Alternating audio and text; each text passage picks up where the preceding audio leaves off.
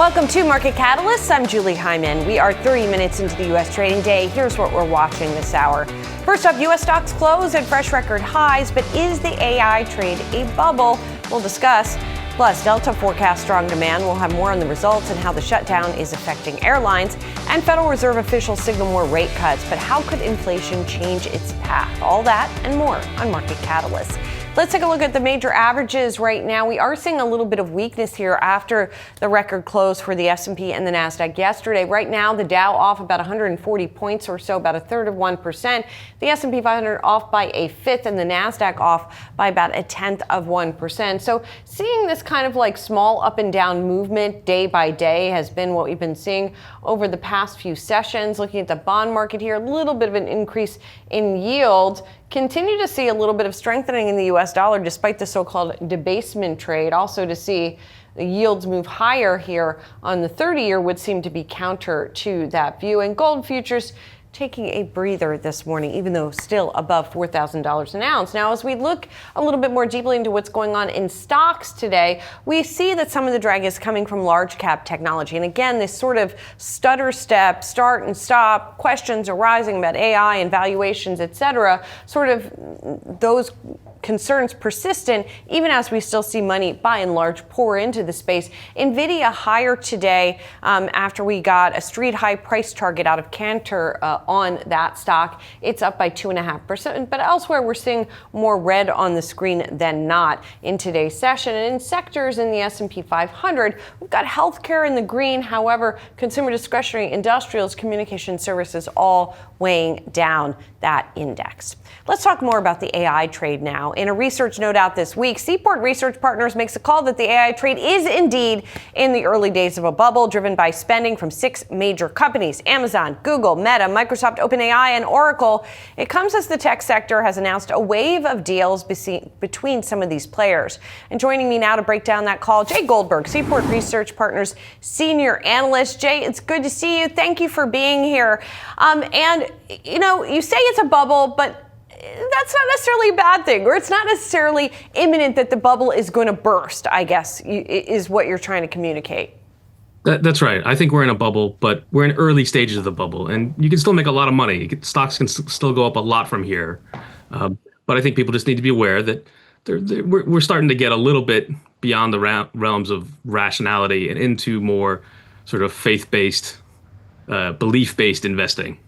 Well, when you talk about those 6 companies that are so pivotal to this AI trade, of course, there's been a lot of concern that everything is riding on just a few players. And even among those players, I mean, OpenAI is unique, as you point out, in that it doesn't really have cash flow. The others do have good cash positions. But the other, I mean, you know, we have the 6 up here, but maybe OpenAI should be in the middle of it rather than just one of the others, right? Because doesn't it seem like it's sort of the center of the web in some ways? So I think that's the important thing that's taking place right now. In the last few weeks, we've seen 2, I think, big changes in what's sort of the pacing of things. The first is Oracle is now taking on debt to fuel its growth. And if you look at sort of historical bubbles, once you enter the companies taking on debt phase, that accelerates things. Debt is great on the way up. It juices things, but it's an amplifier. So it's good on the way up, and it makes things extra painful on the way down. The other big shift is that OpenAI has been, like you said, in the middle of lots of deal making, and it's an interesting company. It doesn't make a profit. It doesn't have free cash flow. It actually has pretty serious negative free cash flow, and they are the most aggressive out there signing deals. Just in the last 2 weeks, they've talked about adding 16 gigawatts of capacity, which is just a staggering amount of compute. And there are a lot of legitimate questions about where they're going to get that money from and what it's going to take.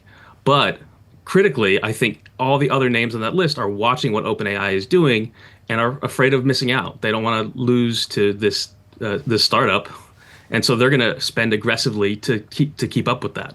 And that's why I think this bubble will keep growing. And as it keeps growing, I mean, in the past, when we've had bubbles, there's always sort of a precipitating event, even if it's a small one that causes the house of cards to come down, to mix my metaphors. How could that possibly play out this time? What should investors be watching for?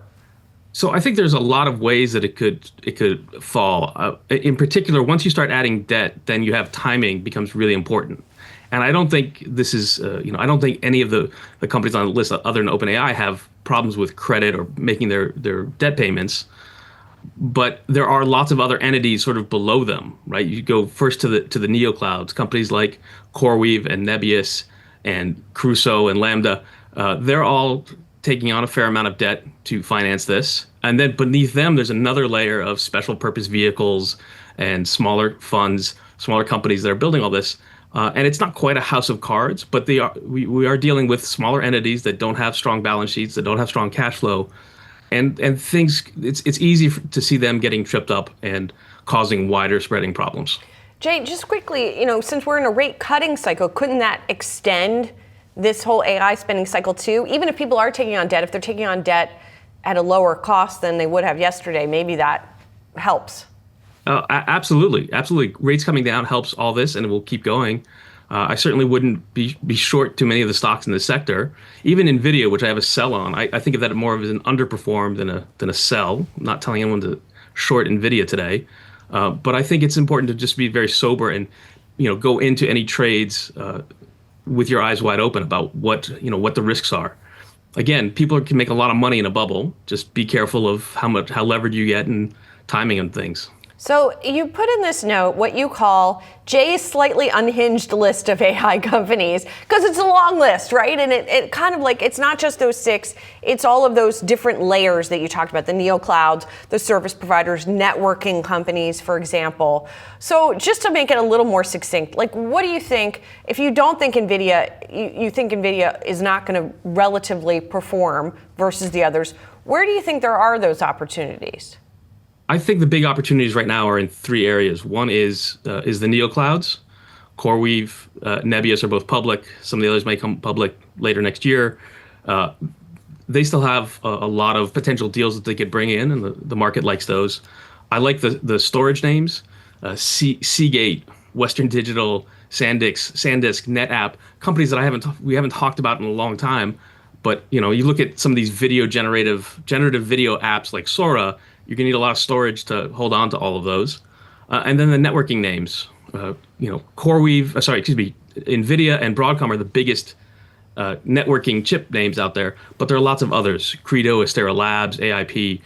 There's a whole bunch of interesting names on this list that I think will participate in one way or another in the network build-out.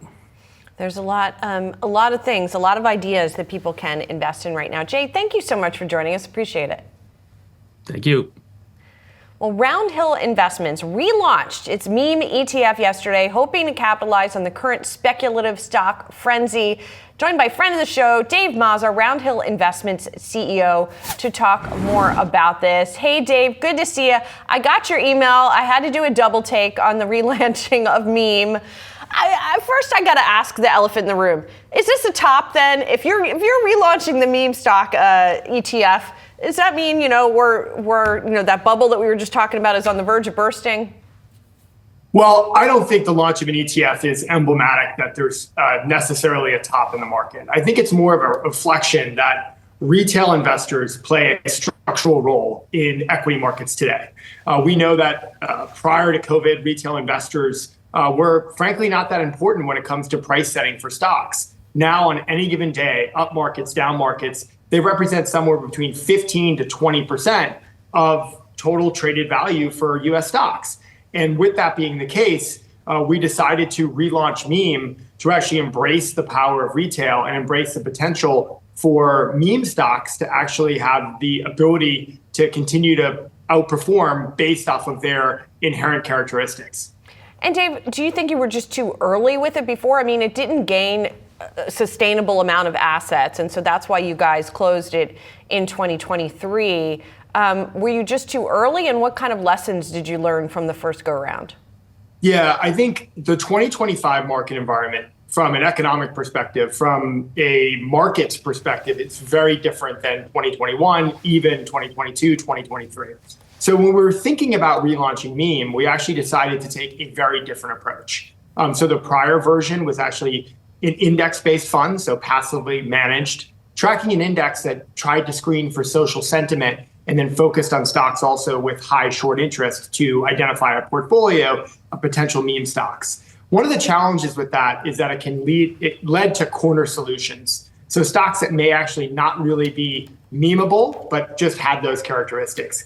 In this particular case, we're taking an active approach. So we use measures like implied volatility to identify the universe of stocks, and then use qualitative metrics like social sentiment and screening of online communities and others to identify that basket.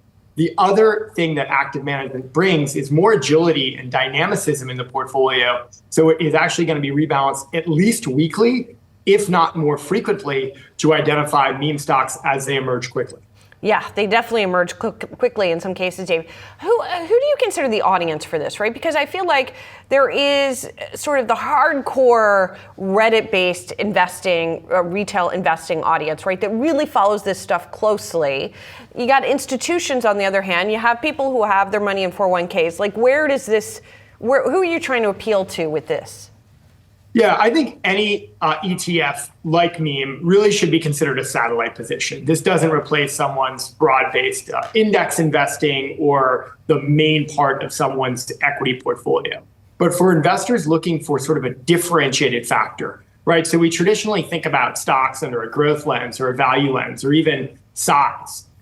Meme is actually sort of a unique factor, and it's really influenced by things that aren't identified under traditional lenses. And so for investors looking for the ability to harness volatility in hopefully a positive way, the meme ETF can really do that for them. So when we think about the community of investors, primarily it's going to be people who are really dedicated, focused on their portfolios, focused on the ability to identify things quickly. But we also think there could be broader appeal should this fund continue to grow. The early days, of course, it just launched yesterday, but it had great trading volume on day one, continued to see great trading volume for a new ETF here in the early part of today's session. And I think as the fund grows, that can bring in other investors, whether it's financial advisors or institutions, who want actually to embrace the power of retail, which this ETF is intended to do.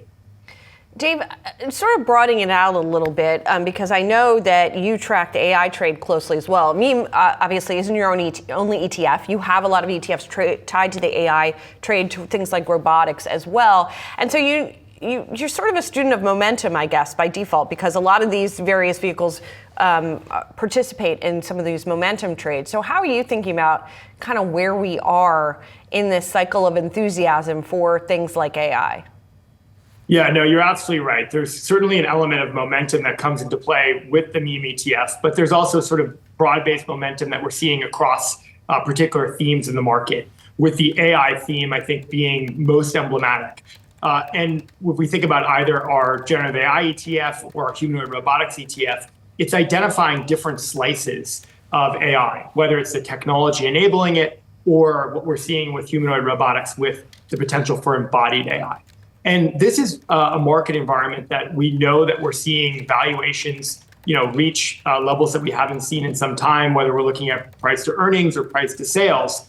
But what's interesting this time around, and most people want to call a bubble or sort of point out sort of some of the challenges with the circular investments that we're seeing with AI, is that for the time being, we're seeing this spending begin to be rewarded. And that's no guarantee that, of course, that continues to be the case. Anytime you see a massive build out of data centers and the need for networking and power to make the data centers happen, the neo clouds and the cloud actually being able to be implemented broadly, there's going to be some spending that's not as fruitful as other places. But right now we're in the midst of an arms race. We still think we're in the early to mid innings of this broader AI trade. And whether we're thinking about sort of the implementation on the generative AI side, the humanoid robotics, and now with meme, investors can tap into the different potential and power of that market-based momentum. Dave, always great to catch up with you. Look forward to continuing to track how meme's trading and how the memes are trading. Good to see you. Thank you. Coming up, Delta issuing a bullish forecast for the rest of the year. Why the CEO says it could be the best fourth quarter for the airline ever. That's next on Market Catalysts. Shares of Delta are rising after it topped third quarter estimates and issued a strong outlook for the current quarter. Travel demand continuing to rebound. Joining me now, Yahoo Finance's Pras Subramanian and Chris Dane, Hickory Global Partners President and Managing Partner. Thanks for being here. So Pras, let's get to you first and kind of give us the highlights from what we heard from Delta. Yeah, those strong third quarter results kind of driven by the premium and business segment there. Revenue up to $15.2 billion, up 4% compared to a year ago. We saw operating income hit $1.7 billion, but it's really that premium segment up 9%, business segment up 8%. I spoke to Ed Bastian earlier yesterday, and he said, quote, "Personally, for business, I think confidence has been restored," is what he said. And he said they cited a survey quoting that 90% of their business customers see more or even the same travel next year, which is higher than a year ago. So really kind of bullish on that business. And look, it's a higher margin business, and Delta's catered to that over the years, and that's sort of to their benefit compared to the other low cost entrants that have said sort of suffered from a non-business, non-premium customer. So I think that's sort of where Delta wants to be, and they're going to keep leaning in on that, even with their partnership with Wheels Up, right? That's part of their focus on going even higher with that more wealthier, more higher income customer. And Chris, let's get to you then. And we should mention, for folks who are watching, Chris is a longtime airline industry veteran and now consults for the industry. So how does what we heard from Delta match with what you are seeing in your own experience and amongst your clients in terms of how that higher end and business traveler is holding up? Well, thank you, Julie. Yeah, well, so certainly you saw the high watermark among airline earnings this morning. And everything after that will be less attractive. Not United will report, they will come in fine. I think on the lower end of the segment, you'll see Southwest and American be at the bottom end of the reportings. I think Delta's got the model right. They've got the product. They've got their, to Bras's point, leading in on the premium traffic. That's where you win or lose. And certainly in travel, anything to do with premium is winning, be it hotels, airlines, or cars. So what you really saw was the high point. I'm not so sure you'll see any of those kind of results following the other carriers. I think the business is still very choppy. Certainly, the booking window has shortened across the travel ecosystem, and I think that continues. And again, a big part of fourth quarter will certainly be how long is the government shutdown, and the longer that goes on, the worse it's going to become for the traveler. And do we hear Ed Bastian saying much about that government shutdown, Pras? I asked Ed about that, and he said that at the moment, things were totally fine. Something like 99% of their flights were on time. There were no disruptions, really. But he said, though, if things drag on, and he said beyond a week, he said that it would, quote, be a bigger source of concern. I mean, we saw what happened with, I think Nashville had a few hour shutdown delays. And then also the airport in Burbank, Hollywood actually had no air traffic controls. They had to use the San Diego center to route their flight. So I think that he didn't really say that he's super concerned about it, but if it does drag on, I have to imagine that's going to be a real problem for a lot of air traffic in Q4. Chris, what would be like the tipping point, right? Because it's gone on for more than a week at this point. We're starting to see those examples trickle out, as Pras was just talking about. From what we've seen in the past shutdowns, when does it become even more problematic? Well, if you look at this between where we're at today versus the shutdown in 2018, we already are going into this shutdown with a shortage of controllers that is much more exacerbated than it was in 2018. I think the first tipping point you're going to see is this Sunday when what they call essential air service money runs out, which means that carriers will stop flying to what the government deems as offering essential air service because they're not getting paid for it. The most affected state for that will be Alaska, but many other small cities will feel the impacts of that. And I think as you continue to feel the delays build, if it were to go to the end of the month, I could see where delays are so bad, you could find airlines running out of crew time and doing many more cancellations as a result of the delays that were caused during the earlier part of the shutdown, and I think that's a real possibility.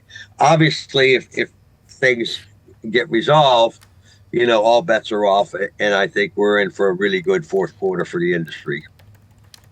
Hey, Chris, Pross here. We've been talking about premium and the corporate customer a lot here and how they're doing quite well. What about that budget consumer, right? We've seen the budget airlines like Frontier, most notably Spirit Airlines, having a lot of problems there. A lot of people are down in the business, but then I heard another trade group, I forget the name of the trade group, talking about how actually the budget consumer is fine. It's going to come back. It just needs to be sort of rejiggered in some way. What are your thoughts on that low-cost carrier business?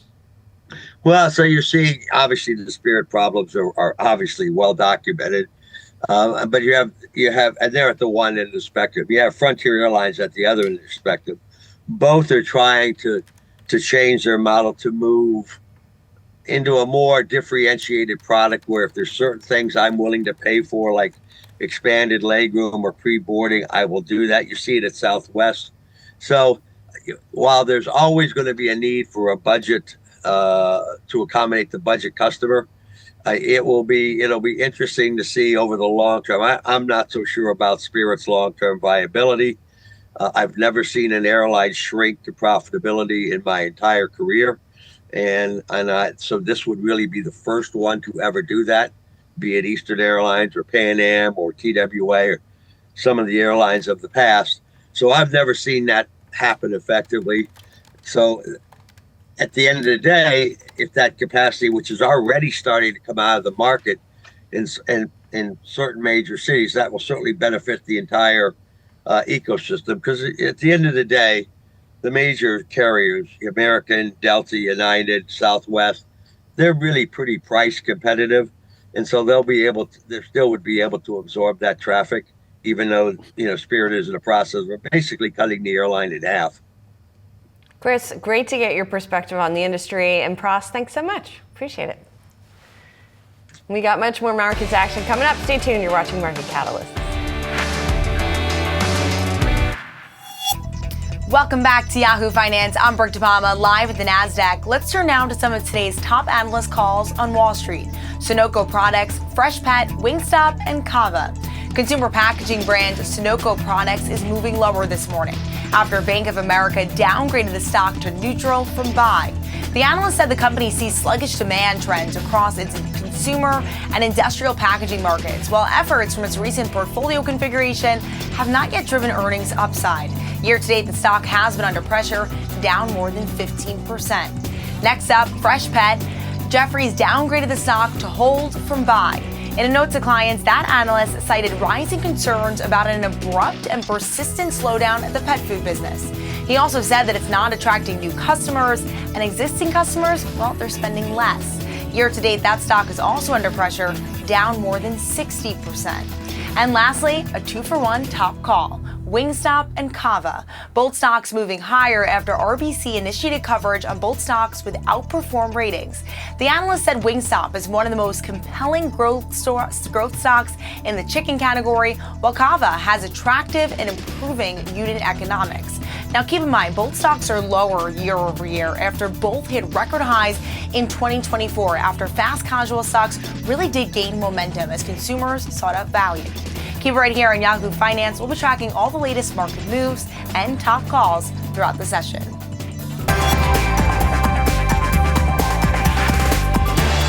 Now time for some of today's trending tickers. We're watching Ferrari, Tesla, and Serve Robotics. First up, Ferrari. Shares sinking after the company issued a cautious forecast. Ferrari now seeing its biggest stock drop since 2016 as it holds its investor day. The luxury car maker updated its full year and 2030 guidance. It also scaled back its electrification ambitions. Expectations were high going into the event. The share of analysts rating the stock a buy was the highest in half a decade. Shares are now down 12% this year.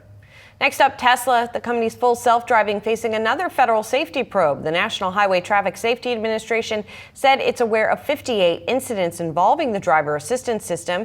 That includes instances in which Teslas drove in the wrong direction on a road. The preliminary evaluation involves an estimated 2.9 million vehicles. And finally, Serve Robotics, partnering with DoorDash to deploy its sidewalk robots for delivery. Prior to DoorDash, Serve only deployed robots for Uber Eats. The partnership will help expand Serve's reach beyond Uber. The DoorDash partnership starting in Los Angeles and will expand across the U.S. Serve currently operates in cities including Los Angeles, Miami, Chicago, and Atlanta through Uber Eats. As always, you can scan the QR code below to track the best and worst performing stocks with Yahoo Finance's trending tickers page. Much more markets action coming up. Stay tuned. You're watching Market Catalysts.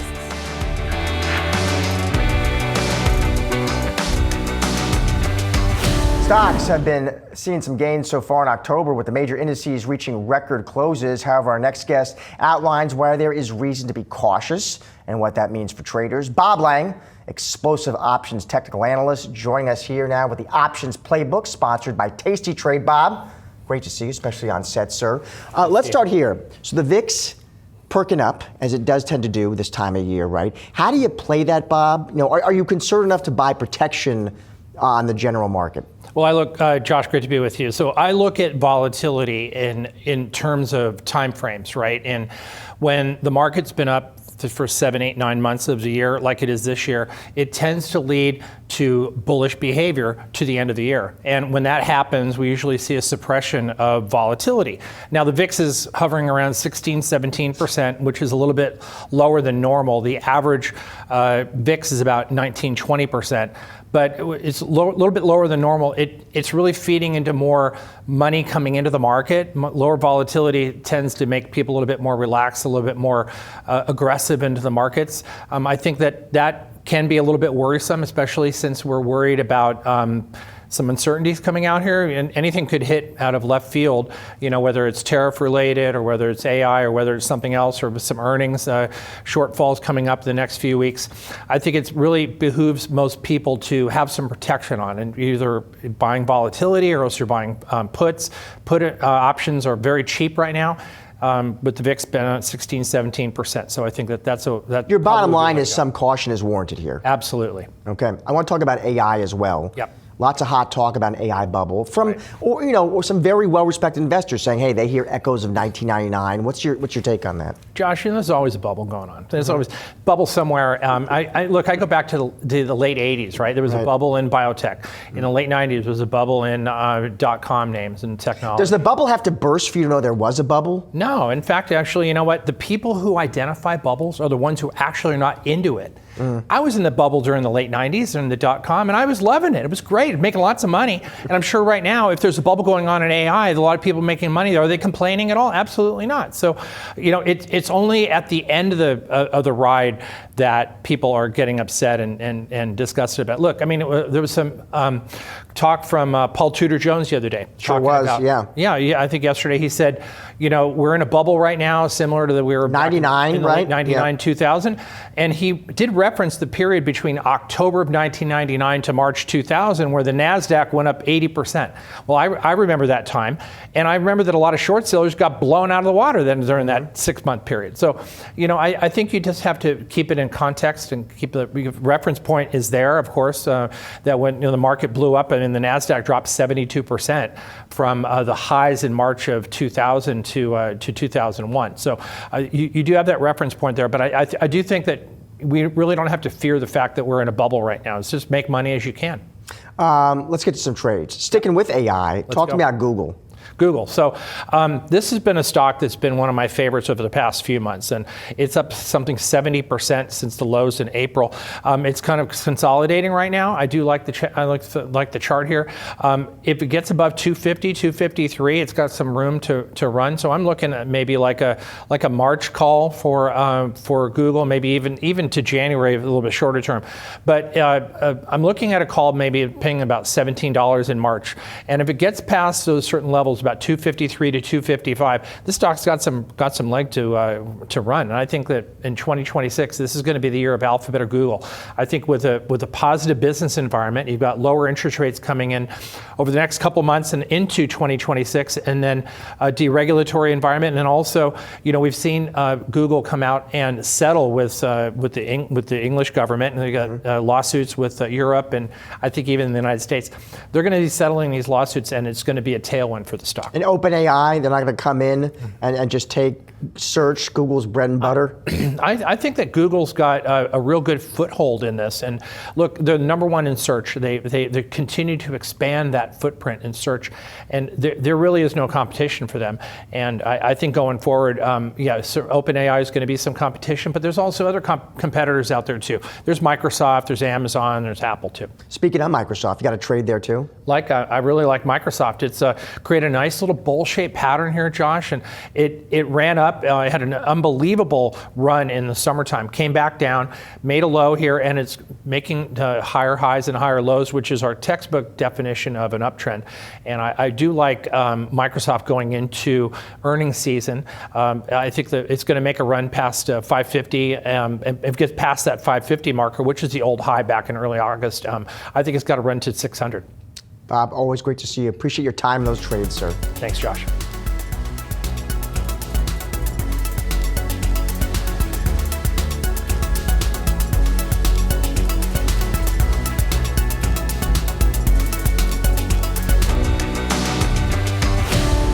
Division at the Fed. The September meeting minutes showed some committee members are more concerned about a weakening labor market. Others are focused on rising inflation. Minneapolis Fed's Kashkari warning earlier this week that drastic rate cuts could risk stoking inflation, while New York Fed President John Williams told the New York Times he favors 2 more rate cuts because of the cracks forming in the labor market. Joining us now with his take is Gus Faucher, PNC Financial Services Group Chief Economist. Gus, it's good to see you here. So obviously you got the dual mandate. You got a lot of arguments on either side of that dual mandate. Especially given that we are in something of a data vacuum because of not getting government data. How do you think about this issue? Well, what the minutes show is that FOMC participants generally said that risks to the labor market had increased to the downside between the July and September meetings, while the risk to inflation hadn't changed very much. So given that, they indicated that they wanted to maintain a bias towards rate cuts, but it's going to be very difficult for the FOMC to make a decision. They don't have much data on the labor market. They don't have much data on inflation because of the shutdown. Inflation is likely to move higher because of tariffs. We've seen a significant slowing in job growth. So they're just going to have to take it day by day. And the outcome is very highly dependent on what data the Fed is getting and how they see those risks to inflation and to employment. Gus, how are you reading the tea leaves? You know, that's what the Fed is thinking. I'm curious what Gus is thinking about this issue. I do think that any inflationary pressures from tariffs are likely to be temporary. I think that investors, consumers generally do expect inflation to move back to 2% over the longer run. At the same time, we are seeing a significant slowing in the labor market. The ADP report showed that we had private sector job losses in September. As of now, that's the best read that we have on the labor market. And so I do think it makes sense for the Fed to cut rates gradually to provide a little bit of support to the labor market, but they may have to turn on a dime if it appears that inflation is picking up and that consumers and investors are getting more concerned about that. Gus, in the absence of the jobs report from the BLS, CPI from the BLS, what are some of the indicators that you're paying attention to right now? So we're looking at purchasing manager surveys, for example. We're looking at things like consumer confidence and consumer sentiment.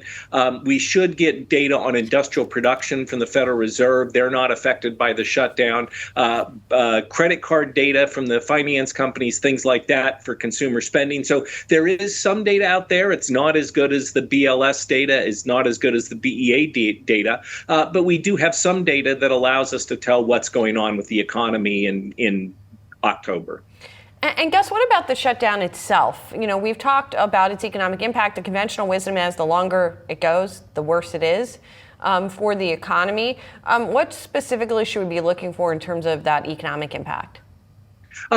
Given the paucity of data we're seeing because of the shutdown, I think we should be paying attention to things like the consumer confidence numbers from the Conference Board or consumer sentiment from the University of Michigan. Again, looking at spend data from credit card companies to see if the shutdown is causing consumers to pull back, obviously in areas where there's a lot of federal government employment. So I think we do expect a negative impact from the shutdown on the economy. It's likely to be made up after the government reopens and workers are paid their back pay. But the longer it lasts, the more damage the shutdown can do, and it can cause a loss of confidence in the economy. And we're also, I guess, creeping closer to the holiday season. Do you think that the pace of growth this year, as we go through the year, is going to be slowing, or do you think it's going to hold up? I think it's going to be slowing, in large part because job growth is slowing, wage growth is slowing, particularly inflation-adjusted wages after higher prices from tariffs. So we've seen that this personal savings rate, the share of income that households are saving, that's been falling in recent quarters. That can't continue indefinitely. So I think we're going to see consumer spending growth slowing to a pace that's more consistent with income growth. So that would suggest weaker economic growth in late 2025 and then in 2026 than what we've experienced over the past couple of years. And do you think that the Fed cutting rates will be helpful to juice growth? I mean, there have been some questions about the effectiveness of the Fed cutting rates to help the labor market, for example, particularly if it's more of a supply problem than a demand problem. So how are you thinking about that sort of so-called transmission mechanism? Yeah, I mean, there are certainly questions about how monetary policy is transmitted through the economy. In particular, for example, the link between Fed funds rate cuts and mortgage rates, and therefore the housing market is attenuated now. But I do think there are still sectors of the economy that are heavily dependent on short-term rates. So thinking about auto loans, thinking about business investment. So I do think that if we were to see additional Fed fund rate cuts, that they would support stronger growth with a lag, probably not until sometime in 2026. So the link may not be as strong as it has been previously, but I think it's still out there. And I do think that rate cuts would provide some support to growth with that lag. 6-9 months. Gus, good to see you. Thanks for joining us. Thank you. Coming up, we've got full market coverage ahead in the second hour of Market Catalyst. Don't go anywhere.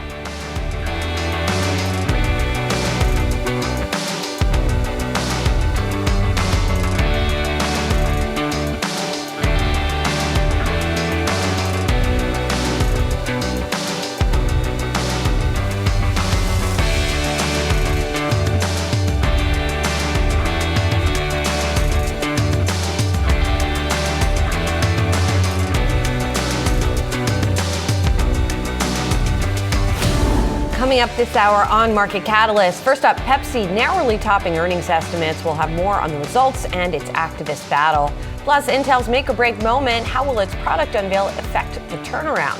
And we'll dig into how President Trump's trade war is affecting the manufacturing sector as well. 90 minutes into the start of U.S. trading, I'm Julie Hyman. Let's get a check of the markets now as we take a look at the major averages. We see not much change, but slight downside here today for the markets. We've got the Dow right now down 154 points, about 1/3 of 1%. The S&P off 1/5 of 1%, and the Nasdaq about the same amount here as we take a bit of a breather from the recent AI-led rally. And PepsiCo topping third quarter estimates has strengthened its beverage business, offset weakness in snacking, or at least not as bad an outcome in beverage as anticipated. Joining me now, Nick Modi, RBC Capital Markets Managing Director. Where is Pepsi in its, I won't call it a turnaround story, Nick, but it's certainly trying to right the ship in some ways, spurred on in part by Elliott Management. What did we learn today about how it's doing?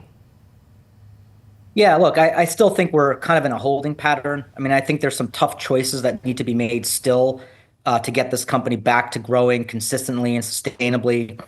At the end of the day, their biggest business, which is Frito-Lay North America, I think the price points have been extended past what I think many consumers feel comfortable with.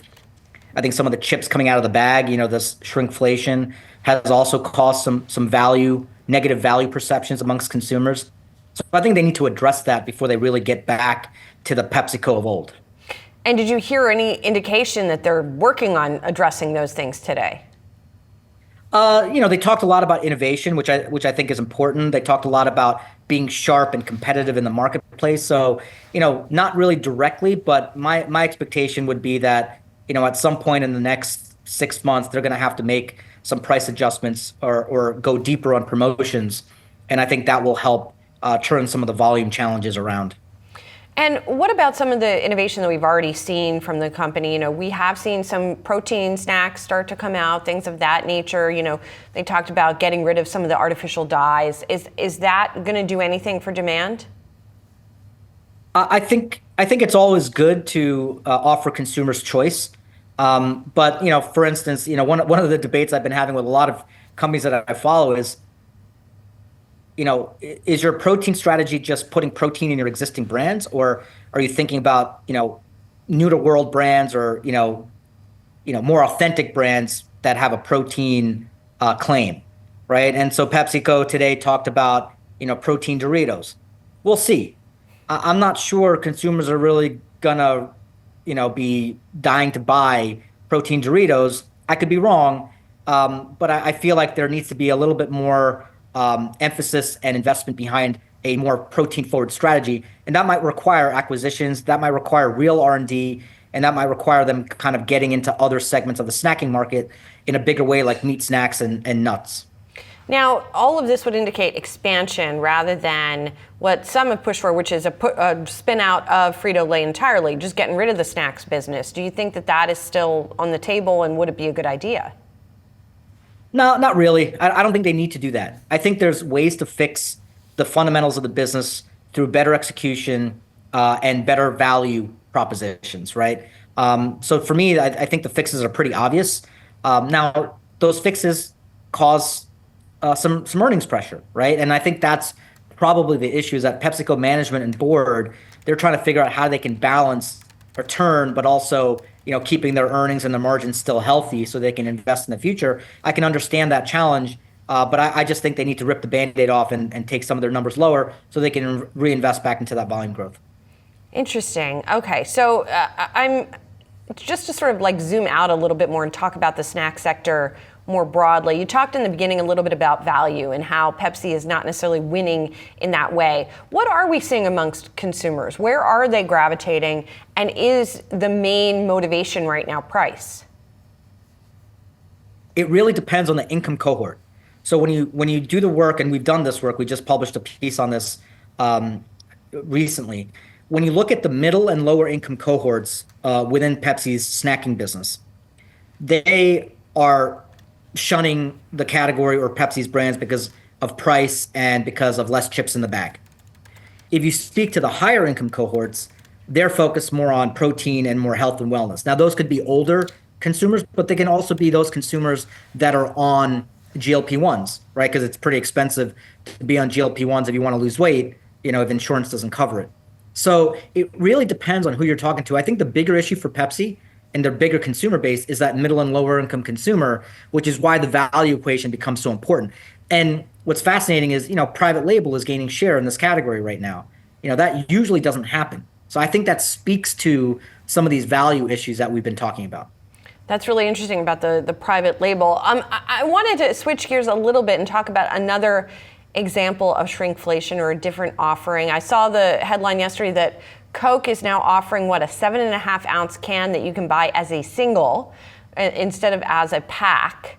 Obviously it's more economical to buy like a 2 liter of Coke, for example. But is this filling a market niche or a market need right now? I think it's actually pretty smart for Coke to do this. It'll help with recruitment of new consumers. While the price per ounce may be higher, it's a lot more affordable in terms of out-of-pocket expense for many consumers that are strapped. And so I think it makes a lot of sense. Look, Coke did a phenomenal job with the 8-ounce cans when they launched them many years ago, and have really been able to gain share as a result. So I think providing this kind of smaller offering in a single, especially in convenience retail, where a lot of young people are shopping, I think makes a lot of sense. And Nick, broadly, when you look across this food and beverage sector that you cover, and I know your coverage is more broad than that, but just looking at food and beverage, when you talk about some of these challenges that are not just specific to Pepsi, right? Cost pressures on consumers, some of the health issues, in the push for innovation, who's really getting it right now? Is it a Coca-Cola? Is it some of the other companies that you cover? Yeah, look, I think Coca-Cola has certainly been getting it right, and part of that is because I think they have refranchised their bottlers and they get just better execution. right? Which is something we've been arguing that Pepsi should think about.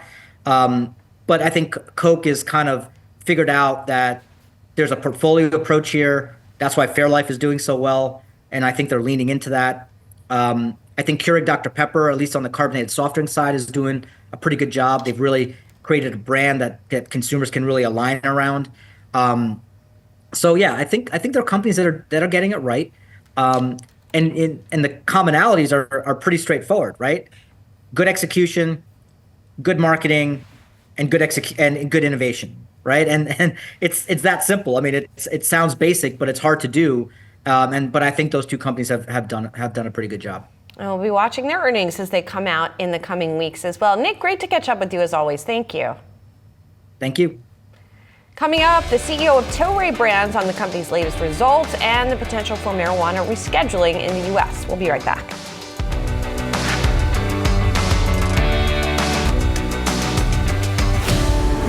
Shares of Tillray Brands rising today after the cannabis maker reported earnings for its fiscal first quarter of 2026. Tillray beat the street's expectations for sales and avoided the losses expected in the quarter. Cannabis stocks in general surged in late September after President Trump shared a video touting the benefits of CBD. Tillray itself is up over 60% year to date. And joining me now for more on the company and the industry is Irwin Simon, Tillray Brands chairman and CEO. Irwin, it's good to see you. Hi, Julie. Good morning. Nice to see you, and thanks for having me on. Of course. So we saw your net revenue up 4.7% in the quarter. And, as we've been talking, you're not, of course, just a cannabis company. You have a suite of beverages and wellness products also. But it does look like that cannabis sort of outperformed in the quarter. What were some of the factors driving that? So, as you say, I look at today as a consumer packaged goods business, and it was interesting to hear your interview before what's going on with consumer packaged goods companies, and that was my old world and wellness foods, etc. But our Canadian cannabis business, was up mid to high single digits. Our international cannabis business was up, mid to high single digits. Our beer business was basically flat. So from a standpoint, cannabis had a really good quarter for us. And, we're in the midst right now of integrating all these beer businesses that we bought. We went through a major SKU rationalization. We also have gone through where we were delisted and buying some of these products and getting them relisted again, and the timing and when all that is happening. So, that's why it's so important to be a diversified company, Julie, because not everything happens at the same time, and you got some good ones and you got some bad ones out there, and hopefully the good ones make up for the bad ones. Yeah, and when you bought some of those beer brands, we talked about them a little bit, and at the time I said to you, okay, so how do you buy these beer brands and make them better? How do you turn the sales higher? As you say, you're in the process of kind of doing that, rationalizing the SKUs, changing the marketing, what have you. So where are we in that? Do you expect sort of a bigger unlock at some point? Because I know some of the overall secular trends are against you with beer consumption as well. Listen, the beer category is not growing. If anything, is declining. On the other hand, what I come back and say is this here: we own today over 18 different brands and regional brands, and you see some unique brands. And my strategy is, when we got in the beer business, was how to make beer fun again, and how do we come out with some innovation. And that's what we've been doing, whether it's the non-alc, some of our, lighter beers, some of our unique beers, and we're seeing some of that paying off for us. The other thing is, when we bought some of the brands from, whether it was Molson's or from ABI, just from the timing, most of these brands were declining. So number one, we went through SKU rationalization to clean up some of the SKUs. And number two is innovation, but now getting them relisted out there and getting distributors excited about them. The other thing is, we originally had 10 breweries out there, integrating some of our breweries and taking costs out. So far, we've taken $25 million of cost out, and there's more to do.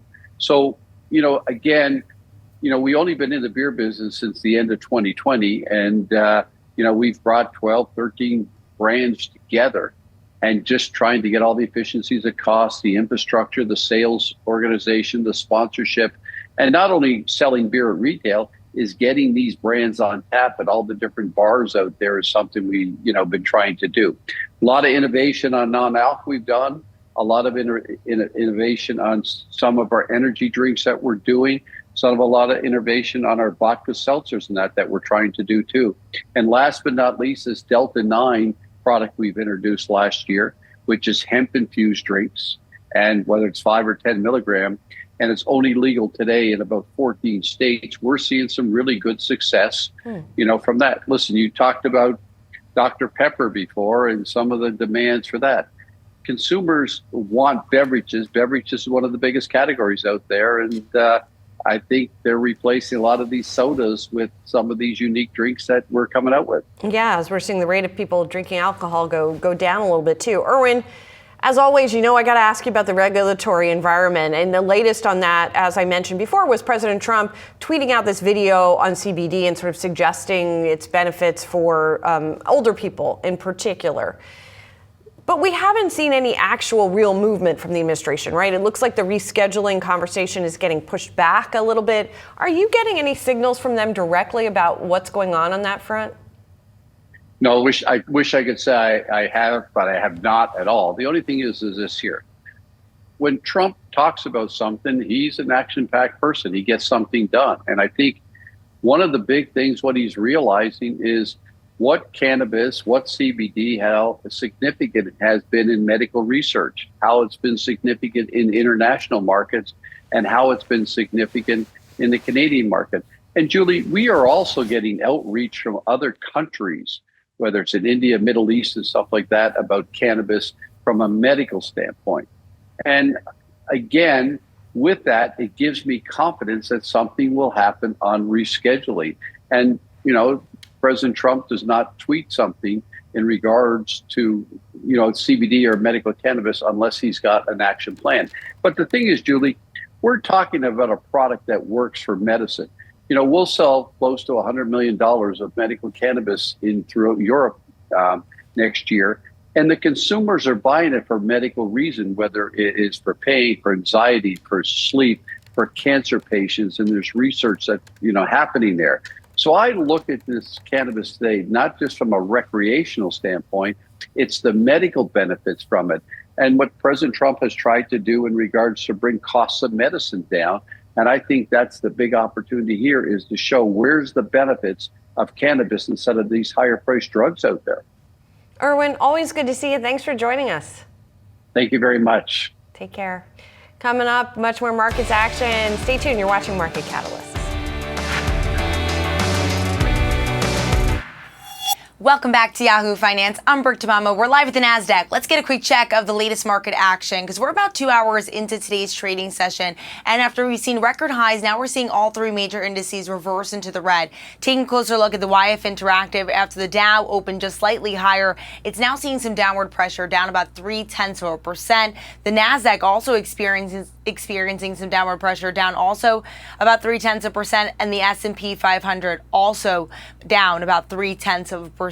But I do want to get some trending tickers because despite this red that we're seeing across the major indices, we are seeing a bit of excitement still around NVIDIA. That stock is up about 2.5% after an incredible run this year. And the momentum that we're seeing today is based upon the fact that Cantor Fitzgerald's analyst CJ Muse, he raised his price target to now a street high. And also the U.S. approved exports of NVIDIA's chips to the United Arab Emirates. And that's really what we're seeing, the momentum. Shares rose as much as 3%, really extending yesterday's gains as well. It also hit an intraday high of about $195.30. So we'll definitely keep a closer eye on NVIDIA as we make our way throughout today. But I also want to take a look at something else that has been gaining a lot of attention, and that is commodities, specifically gold futures. Gold futures crossed $4,000 per an ounce for the first time this week. Now we are seeing just a tad of downward momentum after that record rally that we saw, that crossing that threshold.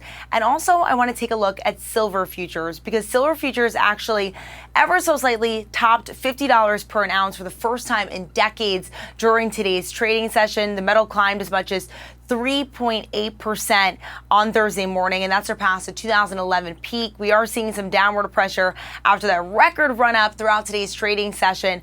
But it's really important to note here that not only is gold gaining momentum, but we are seeing other precious metals gaining momentum on the back end. Copper also up about 1.5%. But once again, taking a step back, all three major indices now in the red as we make our way into today's trading session, all down about 0.3%. But keep it right here on Yahoo Finance. We'll be tracking all the market moves throughout the session. Intel is introducing new products and manufacturing technology as part of the company's turnaround strategy. Joining us for more, Yahoo Finance tech editor Dan Howley. Dan, what's new here at Intel? Yeah, they just showed off their new Panther Lake chip, codenamed Panther Lake. Panther Lake. And the real name is going to be their Core Ultra Series 3. Now, these are their first chips that they're selling commercially built on their 18A process technology. And this is a big deal because they introduced two unique technologies at the same time. This has been a big issue for Intel. They were dealing with slowdowns and delays for this. There's been this ongoing issue with can they get this out in time to draw interest from potential customers to use this particular technology for their own chips and basically act as a third-party fab similar to TSMC. So this is their first rollout of these chips. So they made these chips. They fabricated these chips. Yeah, so these are them. And this is the first generation of they've ever done this. Yep, first generation. They also have their data center version of the chips that are going to be coming, their Xeon 6 Plus. They're also, interestingly, being built at their new Fab 52. It's a new fabrication facility in Arizona. So it's basically two wins for Intel. First, they have their 18A coming out. They're going to start shipping in volume next year, early shipments at the end of this year. So think, in your laptops, desktops, things like that. But then also the fact that they're building them in the U.S. in this fab is also a good signal for the company, especially as President Trump really leans on tech companies to build in the U.S. So it's a win-win for them. The big test, though, is going to be, do these chips live up to expectations? If they don't, and 18A doesn't have that kind of big blow-up moment that Intel's hoping for, well, that could put pressure on the stock. This is a huge moment for the company and new CEO Lip-Bu Tan. We just have to see if the company can live up to that hype with these new chips. Well, the shares aren't doing a heck of a lot today. Like, when are we going to know? Will it be in the next earnings report when they give us some indications about uptake and whether people are buying these chips? I think it'll be the earnings report after the coming earnings report. We'll see. Usually the holiday season, big time for laptops to be sold back to school. That's already come and gone. These chips are coming out towards the end of the year, so imagine around that period, and then we'll start to see if there actually is an uptake. There's also this ongoing discussion of the sunsetting of Windows 10, the Windows 11 kind of becoming the main offering, and so there's going to be an uptake of new laptops, desktops from users as well as companies as they transition over to Windows 11. And so that could give them a boost. But does that mean that these companies and these people are going to go for these new chips, these higher end chips, which presumably would be more expensive, or older ones? And just to be clear, so these are PC chips. They are not data center chips. The Panther Lake Core Ultra Series 3, great naming, by the way. Those are for the client side, so laptops, desktops. Got it. The other ones, the Xeon 6 Plus, those are the data center server chips, but don't think of them like NVIDIA's chips or anything like that. These are CPUs. They're, for your standard processing that you would use in a data center. Old school. Old school. Okay. Old school. Thanks, Dan. Appreciate it. Sure. Got much more markets action coming up. Stay tuned. You're watching Market Catalyst.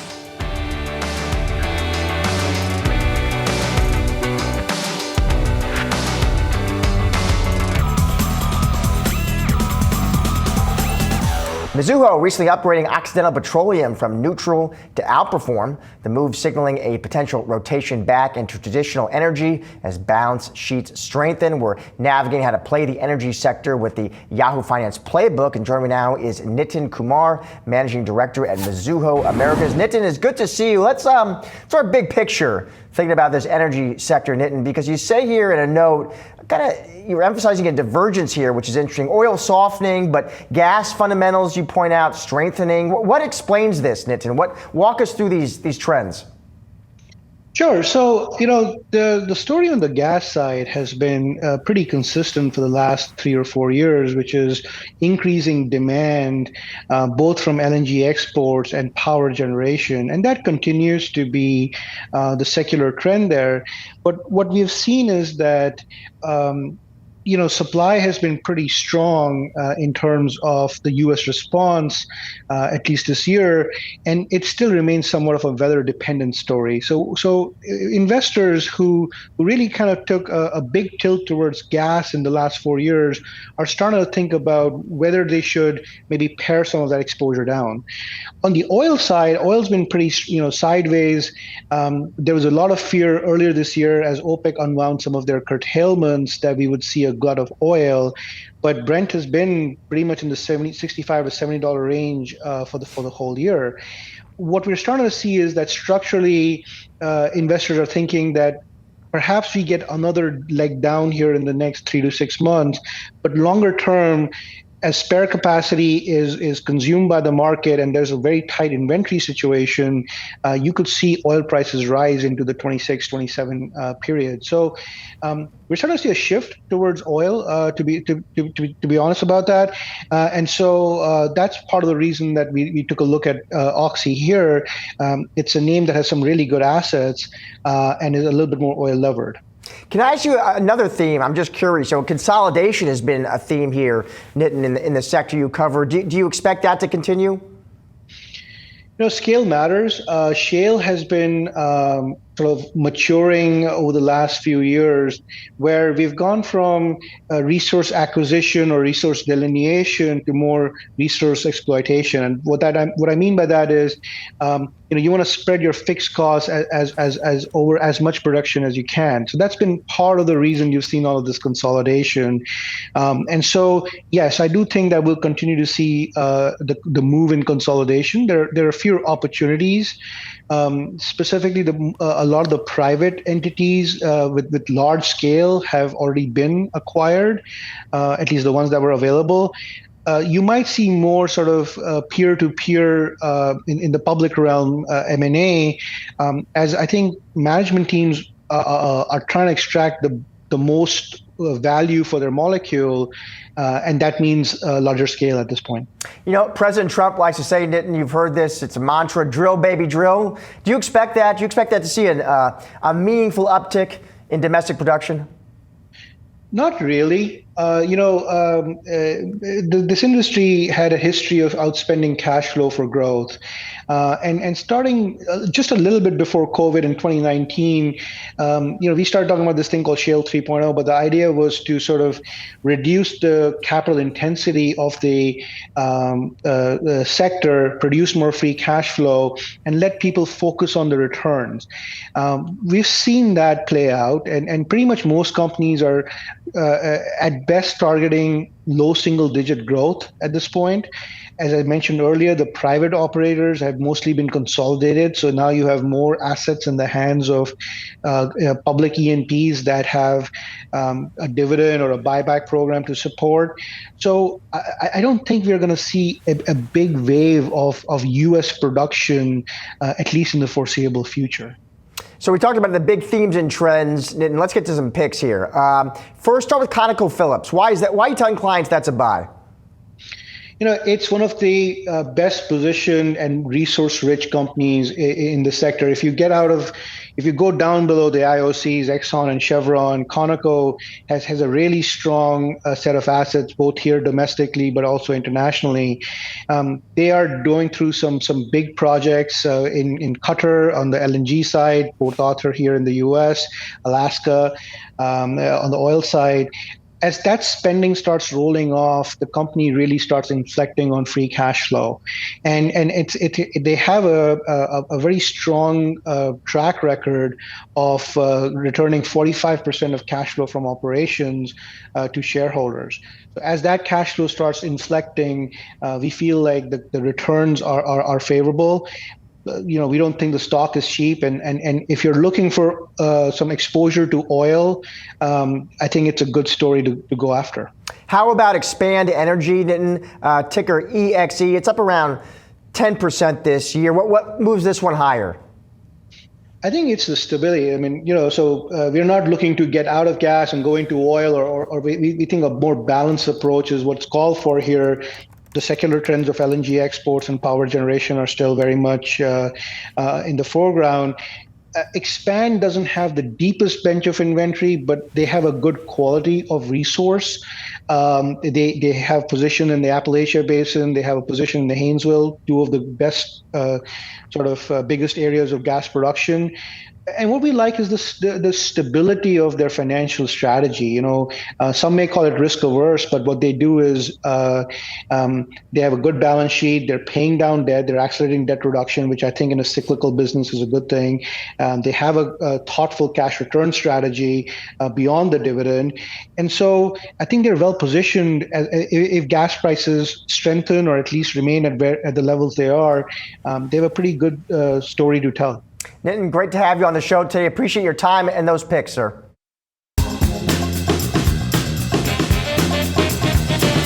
Earnings season is right around the corner. It's a game played by Wall Street with head fakes, head scratchers, and insider jargon. And on today's Stocks in Translation, we're going to pull back the curtains and show how the pros play the expectations game and actually trade the print. So let's start with some earnings basics. Revenue is the top of the funnel. It's how much money goes in the door, and it's also called sales. Net income is what's left over after all the bills are paid. You can also call it earnings or profits, and if it's negative, that's a loss. Earnings per share, or EPS, just slices the pie of profits into a per share amount. And then there's GAAP, or Generally Accepted Accounting Principles. It's the official rule book, and it's required by law. But companies often decide to keep a separate set of books adjusting for one-offs. That's called non-GAAP or adjusted. More on that later. Finally, free cash flow is king. It pays dividends, funds buybacks, keeps the lights on. Now, let's clear up some misconceptions that might be common. A beat means that the company exceeded analyst expectation, but that's not always bullish. Companies aren't required to issue future guidance, but if they do, it usually matters more than history. A GAAP loss reporting according to official SEC rules might sound bad, but if cash flows are getting better, the future might be getting brighter. And remember that non-GAAP or adjusted EPS can exclude things like stock compensation and one-offs. Always read the fine print, as many games can be played here. Finally, many companies have a fiscal year that's different from the calendar year. You'll soon hear some Q1, Q2, and Q4 results in October and November. Now, let's tackle some bullish and bearish signals that the pros are going to be watching out for. Bullish first. Like if a company beats on revenue and EPS with healthy margins, that means it's not just cost cutting. If it also guides future results above street expectation, that's a home run. But sometimes all investors want to hear is a confident tone. Nuance matters. And bulls also want positive and ideally increasing cash flows. Stock buyback announcements, they tend to broadcast strength. And the same principle applies for dividends, which are basically cash payments to shareholders. Also, are orders and backlogs turning up? That means demand is strong. Then we have the bearish side. A miss on sales or EPS plus a cut to future guidance, that's pretty negative, unless the street was expecting much worse. Then you have shrinking or compressing margins, which means the company isn't able to squeeze as much profit out.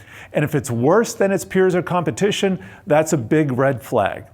And we already talked about the games that companies play with non-GAAP or adjusted numbers. Is there a never-ending series of one-offs each quarter, or is management always blaming the weather, or a strong dollar, or the weak dollar? That's a pattern, not an excuse. And softening cash flow or inventories creeping higher, that's a canary. Now, here's how to trade the print, where the secret is discipline over market chasing. Remember that after-hours trading can be very thin. What does the market, where does it open on day one? And then how does it close relative to that open? If a market jumps higher on the open than that sells off all day, that can be a bearish tell. Then always know your time frame. Is it hours, days, months, years? Always address the dominant trend on your time frame. And remember, An uptrend is a higher high and higher low series, the classic stair step. When the step patterns change, your trend has changed. And finally, keep in mind that the big players with strong hands are not nimble and they have to play the long game, but they can cause short-term whipsaws to fake you out. Watch for breaks to the upside or the downside that are quickly reversed. Bottom line, when earnings season comes, do not chase the headlines. Keep a level head and be prepared, and always have a plan.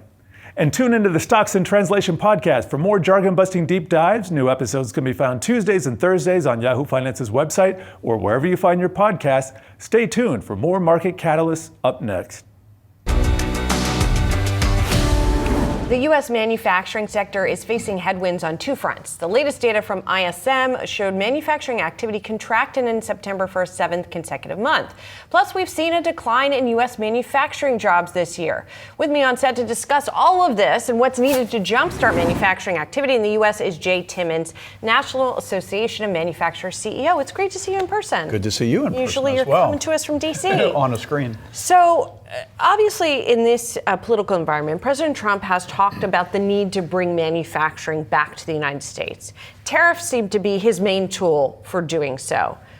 But yet, obviously wouldn't be a short-term fix, even if it was a fix. So I guess let's start there. Do you think that is a fix? That is what's needed? I think we have to look at all the tools in the toolbox, and we have some really good tools right now, Julie. So if you think about the tax reforms that were signed into law this year, made permanent, which we've been fighting for a long time, the regulatory modernization that's going on in the agencies right now, the president and the administration's focus on energy dominance here in the United States to bring down the cost and increase the reliability of energy here, that's all great for manufacturing.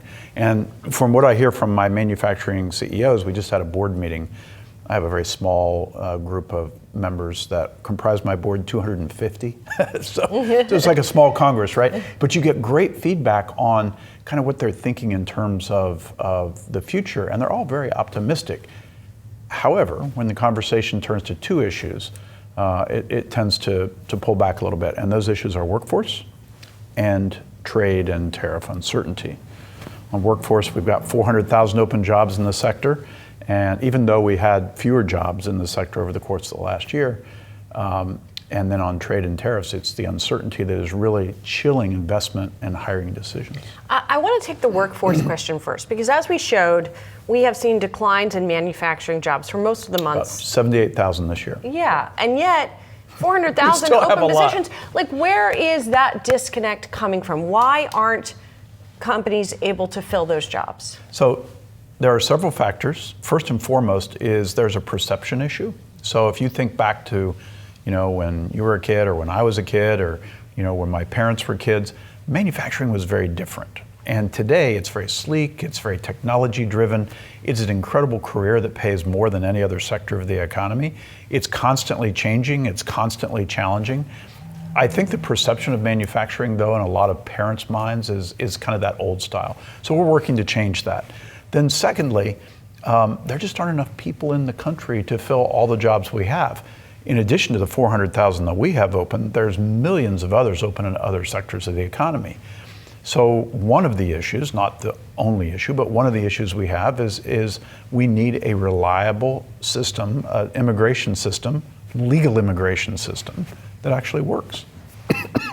And are you hearing from your members that the immigration crackdown has created, not to suggest that there are people who are in this country illegally who are working there, but it seems to have also put a chill on people who are here legally, even some people who are citizens who have been caught up in all of this. Yeah, what you just said is what I heard last week at our board meeting. So it creates that chill, if you will, in the workforce. We generally have, there's probably a few outliers, but we generally have folks that follow the rules, follow the books, very carefully. But even though we are playing by the rules, if others are taken away from the workforce or taken out of the country, it creates competition with other sectors of the economy for workers. And then to your point, we've had stories of some of our members who say that some of their employees don't even want to come to work because they're afraid, whether they're legal or they are legal, right? And so, or citizens, and they're worried about their kids going to school. So I'm hoping that settles down really soon. I'm hoping it settles down, but at the same time, there's no sort of comprehensive immigration reform on the table. There was before President Trump was elected, and it didn't end up going anywhere. Let's talk in a couple of months, because look, we have a plan that we put in place, or we put before the first Trump administration, put it before the Biden administration. Actually, we had some traction in the first Trump administration because I think they really wanted to start to solve the problem. And then politics got in the way. The Biden administration didn't pick up the ball.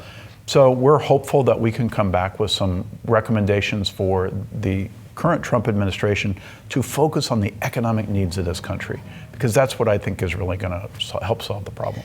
And then on the tariff side, which is the other big issue that your members are worried about, how are they thinking about this sort of argument that in the long term, this will be positive? Will everyone be under so much economic duress that we won't be able to get to that other side of it?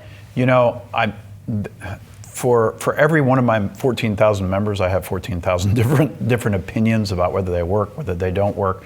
Generally speaking, there's two things that I hear that are causing consternation. One is the uncertainty. We just don't know what the road ahead is, because there's the IEEPA tariffs, there are the 232 tariffs, there are the potential 301 tariffs. And now there's legal challenges. And now, of course, legal challenges, sure. So we don't know the road ahead on that. So planning is difficult, if not impossible, for investment and jobs. And then the second part is folks who actually want to do what the president wants, which is to expand manufacturing capacity here in the United States, which, by the way, we do too. It's my job, right? They're finding it difficult because if our economists have calculated that if every machine in the country is working, we can only produce 84% of the inputs or the content needed to build a new manufacturing facility. That's the optimistic view. It could be as much as 30%. So you've got to import, let's just say, specialty machines that we don't typically make here yet. If we want to make those machines here and we want to build a factory to make those machines, we got to import some machines. And if you're adding 30-40% to the cost of that, those numbers don't add up. So we're looking at potential speed pass, if you will, to bring in some of those critical inputs. If those inputs are used to build capacity, new capacity, to come in duty-free, and we're hoping the administration will take a look at that. One other question I want to ask you on the labor front has to do with AI and how much of that worker shortage can be helped by increasing productivity through AI, or is it not the kind of jobs that are looking to be filled here? I think back, I'm old enough to remember the 1970s when technology was just taking off and everybody said, technology is going to wipe out jobs, manufacturing jobs in particular. And then, the internet came along, and then augmented reality, all of those things were always said to take away jobs or predicted to take away jobs. I don't see that with AI either. What I do see is I see a change in the jobs, just like it's always been in manufacturing. So how's that going to work in manufacturing specifically? Well, about 50% of manufacturers today already have AI integrated into their operations. That number is going to increase to about 60% by 2027. And then I think the number goes up to 80% by 2030. So it's just you're going to need more people to be able to operate the systems and be able to utilize the design features and other features of AI in a different way than we have used technology in the past. And that's just a matter of training and education, which I think we can accomplish. And I think also we still have this vision in our minds of what a factory looks like, where there are a lot of people. Yeah, that's the perception issue. And a lot of factories, if you look on the floor, they don't have that many. There's a lot of people. Cases. Yeah, well, there's people on the floor. There's people in the back offices. I think folks, when they think of manufacturing, only think of those shop floor positions. Right. But it's really a panoply of positions. You think of marketing and sales and design. My daughter loves, to design all kinds of different things, and I'm thinking, you're going to be perfect for manufacturing if she wants to take that route. And most people don't even think that is an option or an opportunity. And then I think of AI and how that is going to supercharge the design segment of a lot of these facilities. I think it's going to be pretty exciting. Jay, thanks so much for coming in. Yeah, thanks for having me. Good to see you. Appreciate it. And that's it for Market Catalyst. I'm Julie Hyman. Thanks so much for watching. More Yahoo Finance coming up.